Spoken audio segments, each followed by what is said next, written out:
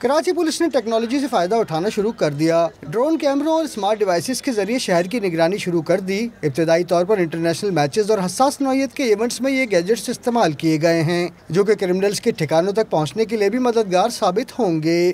ان دا مین time ہم individually ان کو یہاں پہ یوز کر رہے ہیں۔ ابھی آپ نے دیکھا کہ سیکیورٹی کے حوالے سے بھی ہم یوز کر رہے ہیں۔ کرکٹ میچ کا انعقاد ہوا، آئیڈیاز کا انعقاد پرامن ہوا، ان سب میں ہم نے ان چیزوں کا، گیجٹس کا کی بھی مدد لی۔ یہ جو ہمارا ڈرونز ہیں، سمارٹ ڈرونز، ہم نے کرکٹ میچ کے لیے یوز کیے، سیکیورٹی کے لیے یہ کیے، اور اللہ کے فضل سے اسی وجہ سے اتنے بڑے میگا ایونٹس کراچی میں ہو گزرے۔ آئیڈیاز سکسیسفل انعقاد ہوا وداؤٹ انسیڈنٹ، اللہ کے فضل سے، اس طرح کے باقی۔ تو انشاءاللہ ان میں یہ سب کا ٹیکنالوجی کا استعمال انکلوڈنگ یہ ڈرونز یہاں پہ ہم کر رہے ہیں۔